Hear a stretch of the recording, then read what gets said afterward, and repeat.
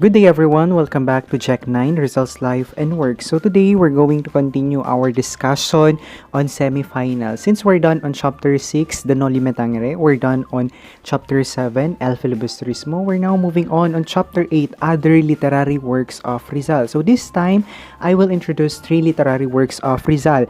Mga essay naman tayo ngayon. Okay, so natapos na tayo sa novels ni Rizal and then nung midterm na discuss din natin ng pahapyaw na nakapagsulat din pala si Rizal ng mga tula. Okay?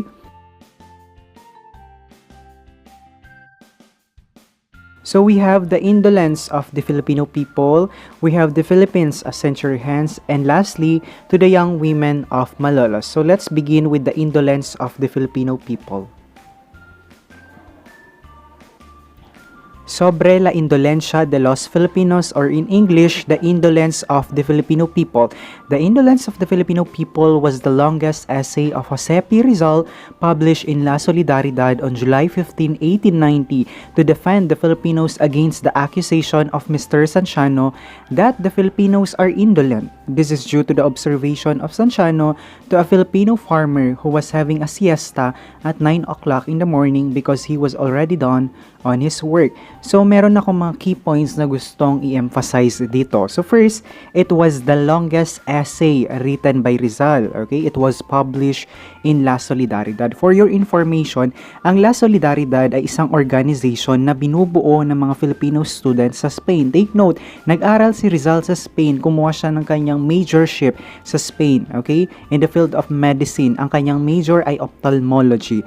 Ang main objective ng La Solidaridad is to ask for reform sa Spanish government, mga pagbabago.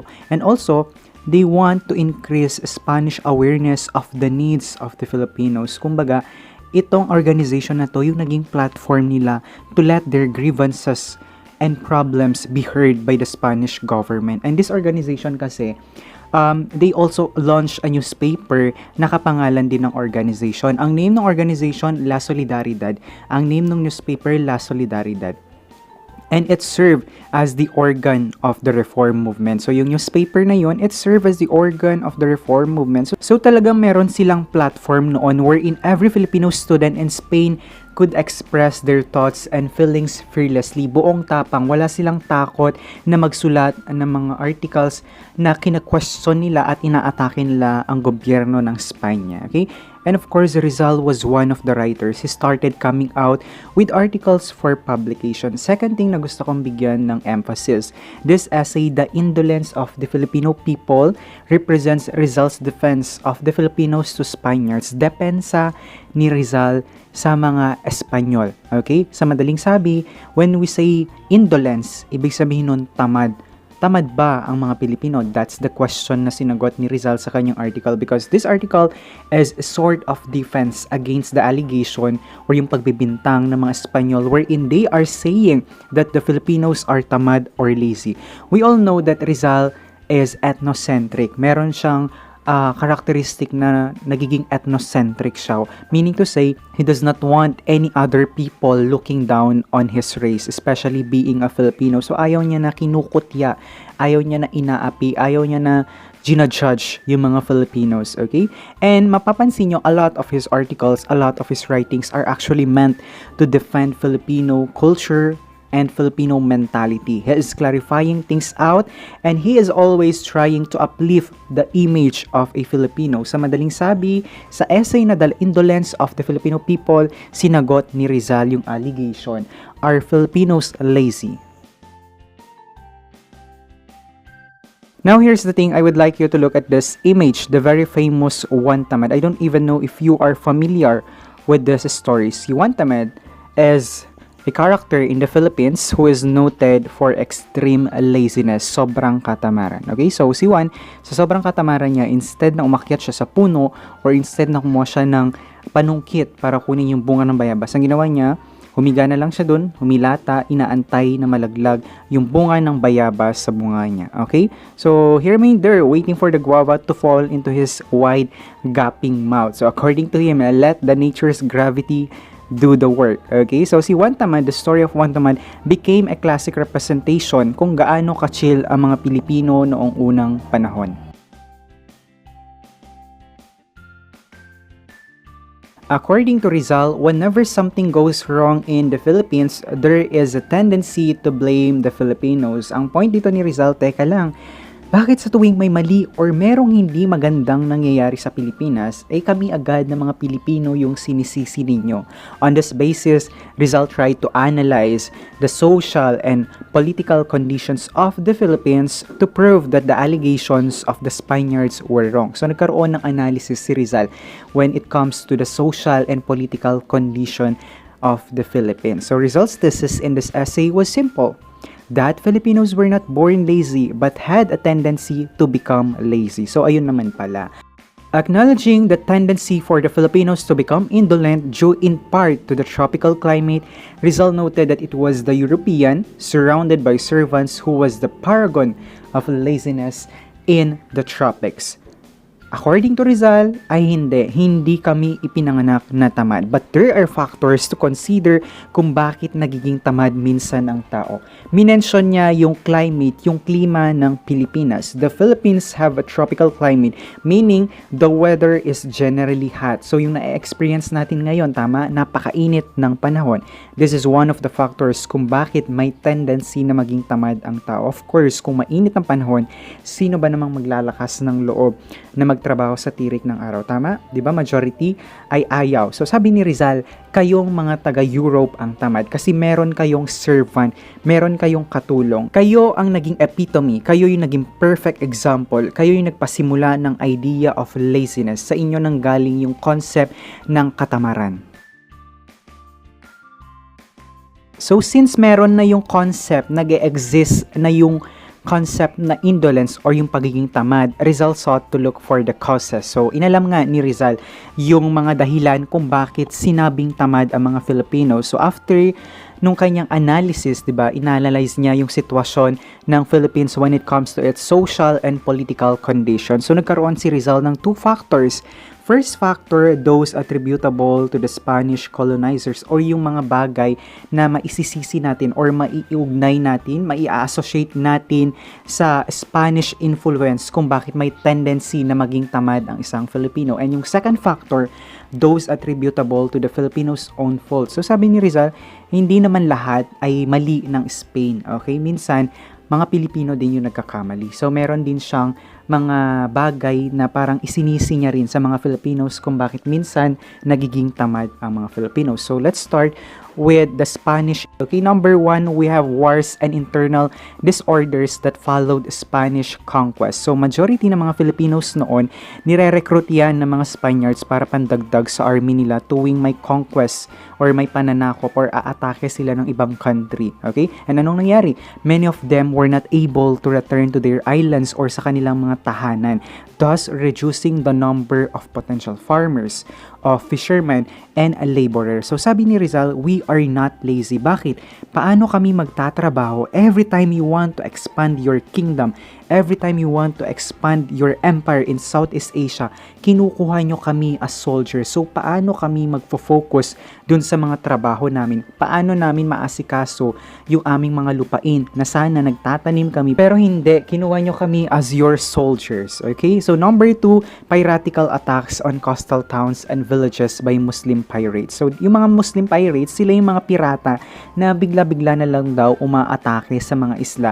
These attacks further reduce the number of inhabitants, yung mga nakatira. Nabawasan yung mga tumitira dun sa mga coastal towns and villages. Kaya nawalan din ng gana ang mga Filipinos noon na tumira at magstay malapit sa isla. Kasi anytime may mga dumarating na pirata, nananakawan sila, kinukuha lahat ng naipundar nila sa pagtatrabaho. So ang ending, lumayas lahat ng nakatira dun. And number three, forced labor in shipbuilding. I know familiar na kayo sa word na forced labor kasi na-discuss natin to nung prelim. Tama? Chapter 2, the Philippine condition during the 19th century as Rizal's context. So, balikan lang natin yung concept ng forced labor or polo e-servicios. Kung matatandaan nyo, napag-aralan natin dito na lahat ng lalaki 16 to 60 years old ay mandated na sumali sa forced labor or mandated silang magtrabaho. Okay? Pero may exemption, pwede silang hindi sumali, kailangan nilang magbayad ng tinatawag nating fala. So, ang point naman dito ni Rizal, the Filipinos were required to render forced labor in making of ships. So, isa ito sa mga pwedeng gawin ng mga Filipinos noon. Kung hindi sila gagawa ng mga simbahan, pwedeng sila ay i-assign para gumawa ng mga barko. So, wala silang choice, okay? Unless makakapagbayad sila ng fala para ma-exempt sila dun sa pagtatrabaho.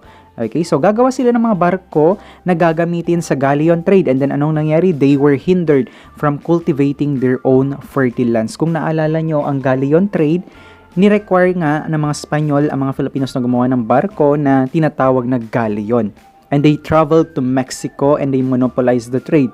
Lahat ng products galing Manila na naglalaman ng mga products ng Philippines, China, and other neighboring countries, diretsyong pupunta sa Mexico, and dahil doon, pinatay ng galleon trade yung mga maliliit na businesses ng mga Filipinos. Yung mga Filipinos na dapat nagtatrabaho sa kanilang sariling farms, yung mga Filipinos na gumagawa sana ng sarili nilang crafts or mga produkto ay ni-recruit.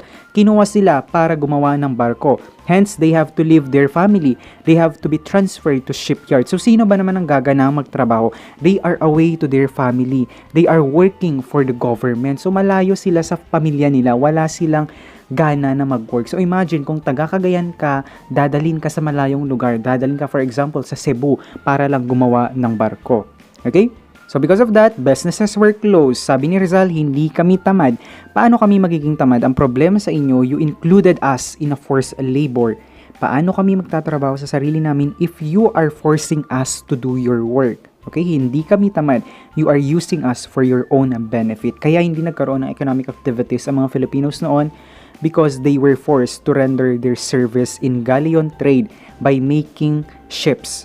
So, ganun ang nangyari. Okay? Pinatay ng galleon trade yung mga small businesses ng mga kapwa nating Filipinos. Okay? Number 4, government's neglect and apathy to agriculture, industry, and commerce. So, sabi ni Rizal, hindi kami tamad.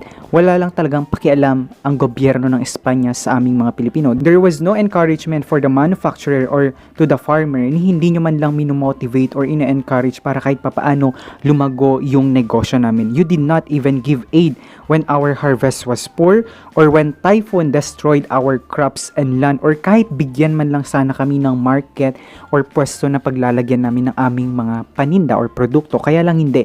Yung galleon trade lang yung inalaw nyo na magbenta. Hindi kami tamad. Sadyang sakim kayo at madamot. That is according to Rizal.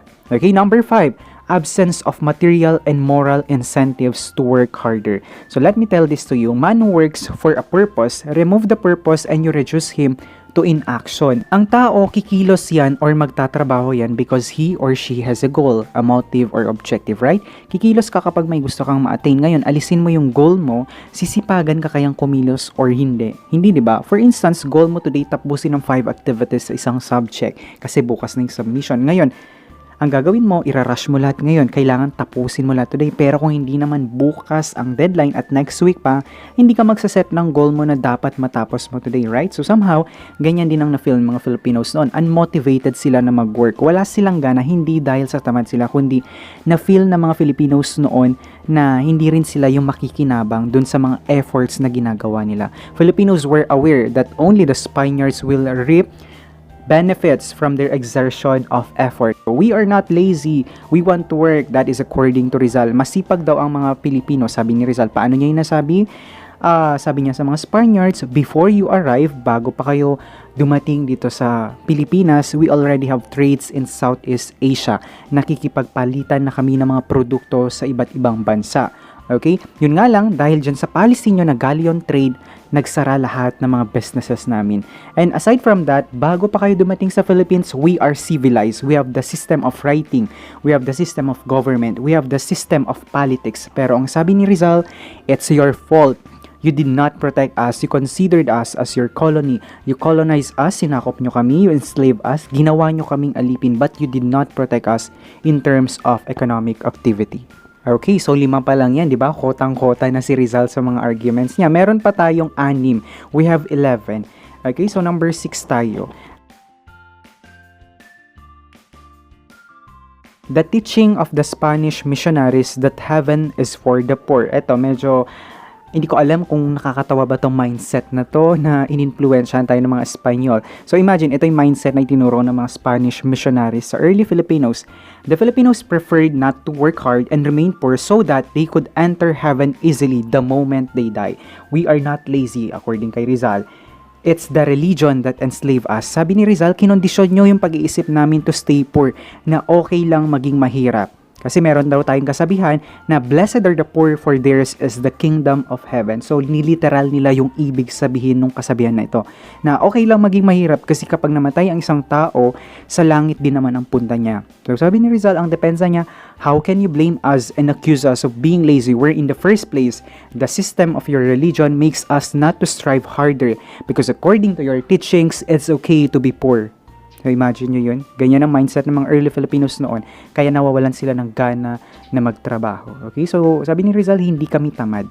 Sadyang yung impluensya nyo, yung tinuturo nyo sa amin na dapat hindi na kami magtrabaho. Kailangan manatili kaming mahirap simula pagkapanganak hanggang sa pagtanda namin. Number 7, too much government restriction and red tape in the approval of permit to transact business. So ang point dito ni Rizal, naging maigpit at maraming requirements ang inire-require or hinihingi ng Spanish government sa mga small businesses. Kaya nawalan sila or napilitan lang sila na i-close yung kanilang mga businesses. Okay? Nawalan na sila ng gana. So sabi ni Rizal, hindi kami tamad. Sadyang napakarami nyo lang hinihinging requirements sa amin. Napaka-proseso na mga pinapagawa nyo para kami ay makapagtrabaho at makapagtayo ng aming mga business. Okay? So number 8, encouragement and propagation of gambling or pagsusugal.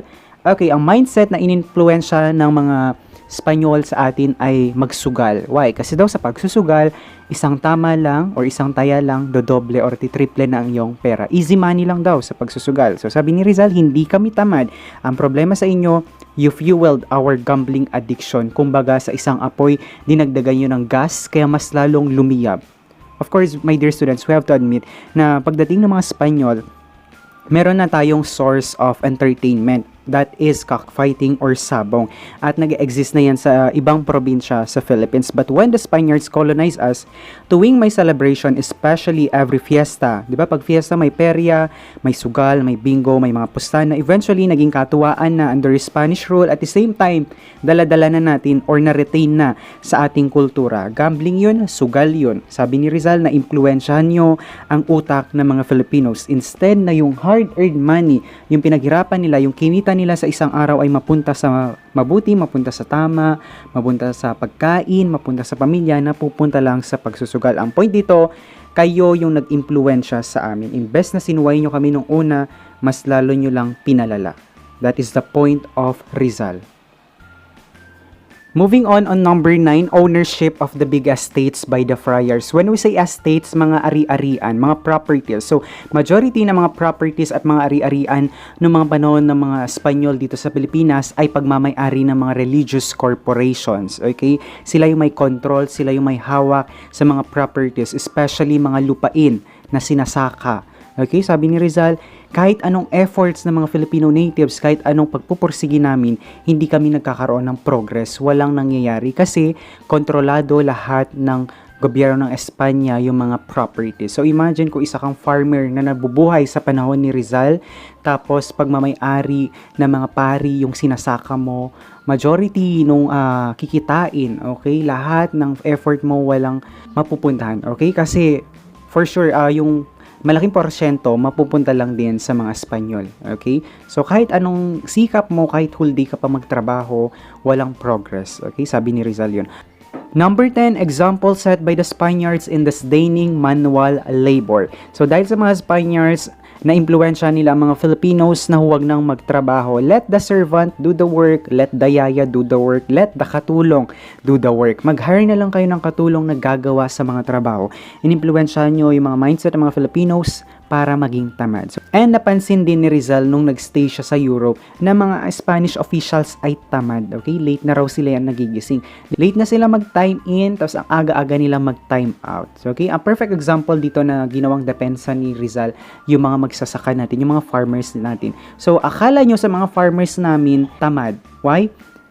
madaling araw pa lang, mga 3 o'clock pa lang, umaalis na yan ng kanilang bahay, pumupunta na yan sa farm, doon na sila nagtatrabaho. Okay, ganun kaaga sila magtrabaho. Why?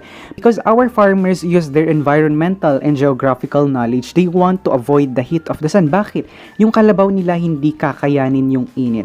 Pagbalik nila, akala nyo wala pa silang nagagawa, or in fact tapos na nila yung task nila, tapos na nila yung trabaho nila, kaya nagpapahinga na sila. Okay? And sad to say right now, ang lungkot lang na yung agriculture natin ay hindi na ganun ka-productive, okay? So, with the spice manual labor, majority ng mga Filipinos ayaw na nila ng trabahong nakakapagod. Ayaw na nilang maging farmer, okay? Ayaw natin nadudumihan yung kamay natin in such a way na kapag tinanong mo iba, why a lot of Filipinos are poor? Then, they will tell, majority of the Filipinos are lazy or tamad sila, kaya majority ay mahirap, na hanggang ngayon ay nangyayari. Okay?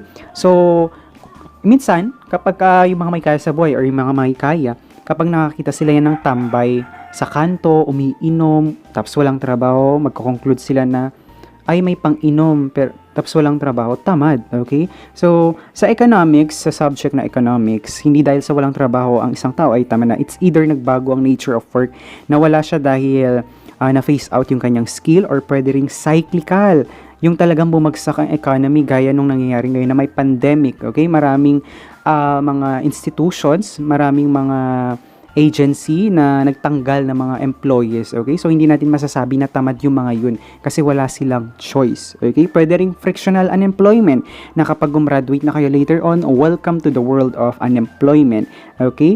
Yung mindset kasi natin kapag nakatapos tayo ng kolehiyo, nakatapos tayo ng pag-aaral, merong magandang opportunity na nag-aabang sa atin. Okay? Wala siyang assurance. Why? Kasi kapag gumraduate na kayo and then naghahanap kayo ng work, hindi lang kayo yung applicant. Okay? Marami kayong kalaban. And majority ng mga kakompetensya nyo, marami ng experiences. Ang mga employers, ang priority nilang i-hire or kunin yung mga taong may experiences na sa trabaho. Okay? So later on, you will encounter a lot of issues. Okay? So please don't judge na kapag ang isang tao ay walang trabaho, ibig sabihin tamad na. Maraming factors na dapat i-consider. So going back to the attitude of the Spaniards, sabi ni Rizal, they do practice yung siesta nga, yung pagtulog. Talagang medyo may pagkatamad ang mga Espanyol. And then, at the same time, very selective sila sa kind of work. Pili lang kung ano yung mga gusto nilang gawin na trabaho. But Rizal keeps on defending his people. Okay, tayo mga Pilipino na we are not lazy. Number 11, deprivation of human dignity. Ang focus nito, yung system of education, yung bulok na sistema ng edukasyon na ipinatupad ng mga Espanyol sa Philippines. Why? The education of the Filipino from birth to death was brutalizing, depressing, and anti-human, which is true naman talaga. Hindi kami tamad. It's the system of education. According to Rizal, the system of education is nothing more than repetitive prayer. More on religion ang fino-focus nyo. Paulit-ulit nyong tinuturo yung religion. Okay? So, how can we develop economically when the system of education is actually very repressive? Wala kaming academic freedom, pausog yung progress, instead na umaangat, bakit bumababa? Pinipigilan nyo, hesitant kayong turuan kami, and very backward. Okay? Bulok yung sistema ng education ng Spaniards na ipinatupad sa Philippines. Ang paniniwala ni Rizal, education ang magiging solusyon para masolusyonan lahat ng problems ng Philippines. Pero bakit ganun? Itong education pa mismo na inaasahan sana na magiging solusyon para at kahit papaano magkaroon ng progress itong Philippines, dun pa sila nagkulang. So medyo pumalya dito ang Spanish government. It's not even developing our agriculture, industry, and commerce. Okay? So they just use education not to bring progress to the Philippines, but to actually subjugate the Filipinos or to be controlled by the Spaniards. So somehow, yung education natin nung panahon ng mga Spaniards ay mema lang. Mema edukasyon, mema school, mema teacher, mema estudyante. Okay? Hindi siya a good education. Education lang talaga. Okay, so these are the factors na maiiugnay natin or mai-associate natin kung bakit may tendency na maging tamad ang isang Filipinos dahil sa mga impluensyang ito ng mga Espanyol. Now, we're moving on dun naman sa mga pagkakamali mismo ng mga Filipinos. Okay? We have 4. The first one, the feeling of inferiority. So may mga instances daw or merong mga pagkakataon na nagiging tamad ang isang Filipino dahil sa kanyang inferior feeling. Ang baba ng tingin sa sarili, walang kumpiyansa sa sarili, walang believe sa sarili. That is the concept of inferiority. Kaya minsan, mabilis nag-give up ang isang Filipino or hindi man lang nag-exert ng konting effort kasi alam niya na hindi niya na ma-achieve yung isang bagay. Hindi siya capable, hindi niya kaya magawa yung isang task. Okay? Kumbaga talaga walang believe sa sarili. Number 2, placing hopes on miracles. Ewan ko kung nag-exist pa tong ganitong mindset sa mga Filipinos, pero siguro oo. Some Filipinos spend money and give it to church. Okay? Kasi naniniwala sila sa mga milagro, sa mga himala. Hindi na sila nag-exert ng effort, na tinatamad na sila, hindi na sila nagtatrabaho kasi inaasa na nila lahat sa himala. Magbibigay lang sila ng pera sa simbahan and then Lord, kayo na po ang bahala. Isusurrender ko na po lahat sa inyo. Ewan ko kung may ganyang mindset pa ngayon. Okay? Kaya hindi maisisisi to sa Spain. Kasi sabi ni Rizal, merong tendency talaga na ang mga Filipinos inaasa lahat sa milagro. Okay?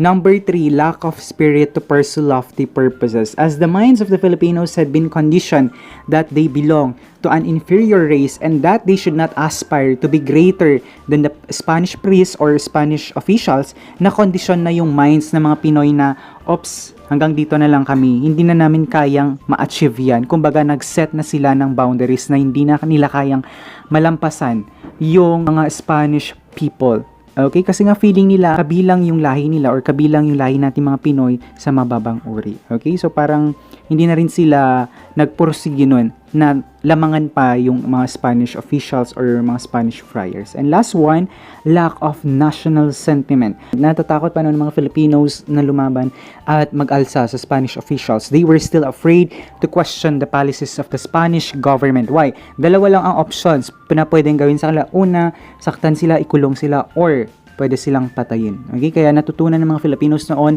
yung culture of silence, yung pagiging tahimik. Okay? Kaya takot silang i-voice out yung mga problems nila, yung mga gusto nilang sabihin sa gobyerno ng Espanya, hindi nila magawa. So, paano nag-conclude si Rizal sa kanyang essay na The Indolence of the Filipino People? Rizal concluded his essay by stressing the need for good education and liberty as the keys to achieve progress in the Philippines. Good education and liberty, hindi lang basta education. Yes, nag-offer sa atin ng Spain government ng education, but the question is it a good education? May quality ba? Kalidad ba yung edukasyon na in-offer nila sa atin? Hindi, di ba? May ma-edukasyon lang sila. So, hinighlight dito ni Rizal yung good education. At the same time, liberty, kalayaan. So, dapat may mga freedom, may laya ang mga Filipinos to express, voice out yung mga problema nila, yung mga hinaing nila na hindi sila sasaktan ng gobyerno ng Espanya. Okay, so sa tanong na tamad ba tayo mga Pilipino, ang sagot ni Rizal, no, we are not lazy. Hindi tayo tamad.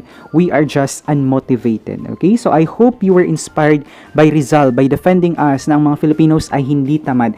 So ayan, my dear students, so kung sinasabihan kayo na tamad kayo, hindi kayo tumutulong sa gawaing bahay, wala kayong natatapos, ito na lang yung sagot nyo. Ay hindi. According to the national hero of the Philippines, according to our Filipino hero, Dr. Rizal, hindi ako tamad. Okay? Wag mo akong sasabihang tamad. Unmotivated lang ako. Bigyan mo lang ako ng inspiration. Wow. Okay. So that ends the lecture for the indolence of the Filipino people.